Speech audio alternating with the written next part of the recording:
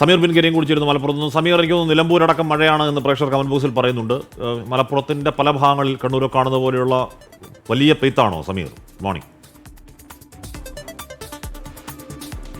ഹാഷ്മി, മലപ്പുറം ജില്ലയിൽ ഇന്ന് റെഡ് അലേർട്ടാണ്. പക്ഷേ റെഡ് അലേർട്ടിന് സമാനമായ മഴ ജില്ലയിലില്ല എന്നുള്ളതാണ് ഏറ്റവും പ്രധാനപ്പെട്ട കാര്യം. പക്ഷേ ഒറ്റപ്പെട്ട ഇടങ്ങളിൽ ശക്തമായ മഴയുണ്ട്. മലയോരത്ത് ഒറ്റപ്പെട്ട ഇടങ്ങളിൽ മഴ പെയ്യുന്നുണ്ട്. തീരദേശ മേഖലയിലും മഴ പെയ്യുന്നുണ്ട് എന്നുള്ളതാണ് നമുക്ക് നിലവിൽ പ്രദേശവാസികൾ നമ്മെ അറിയിക്കുന്നത്. എന്നാൽ ഇതുവരെ അനിഷ്ട സംഭവങ്ങൾ ഉണ്ടായിട്ടില്ല എന്നുള്ളതാണ് ആശ്വാസകരമായ കാര്യം. എങ്കിലും തീരദേശവാസികൾ ജാഗ്രത പാലിക്കാനാണ് അധികൃതർ നൽകിയിരിക്കുന്ന നിർദ്ദേശം. ശക്തമായ തിരമാലക്കും കാറ്റിനും സാധ്യതയുണ്ട് എന്നുള്ളതാണ് മുന്നറിയിപ്പ് നൽകിയിരിക്കുന്നത്. മാത്രമല്ല മലയോരത്തുള്ളവർ ജാഗ്രത പാലിക്കണം. കാരണം നിലമ്പൂർ ഉൾപ്പെടെയുള്ള മേഖലയിൽ അവിടെ മാത്രം മഴ പെയ്താൽ മാത്രമല്ല ചാലിയാറിൽ ജലനിരപ്പ് ഉയരുക, മറിച്ച് ചാലിയാറിന് 7 പോഷക നദികളുണ്ട്. അതുകൊണ്ട് തന്നെ എവിടെ മഴ പെയ്താലും ചാലിയാറിൽ ജലനിരപ്പ് ഉയരും. മാത്രമല്ല തമിഴ്നാട് ഉൾപ്പെടെയുള്ള നീലഗിരി ഭാഗത്തും വയനാട് ഭാഗത്തും ഒക്കെ തന്നെ മഴ പെയ്തു കഴിഞ്ഞാൽ ചാലിയാറിൽ ജലനിരപ്പ് ഉയരാൻ സാധ്യതയുണ്ട്. അതുകൊണ്ട് തന്നെ ഈ തീരപ്രദേശത്തുള്ളവർ ജാഗ്രത പാലിക്കണമെന്നുള്ളതാണ് ഇതുമായി ബന്ധപ്പെട്ട് അധികൃതർ നൽകുന്ന നിർദ്ദേശം. അതോടൊപ്പം തന്നെ ഈ വരും മണിക്കൂറുകളിൽ മഴ ശക്തമാകാനുള്ള സാധ്യതയുണ്ട് എന്നുള്ള മുന്നറിയിപ്പും കാലാവസ്ഥാ നിരീക്ഷണ കേന്ദ്രം നൽകുന്നുണ്ട്.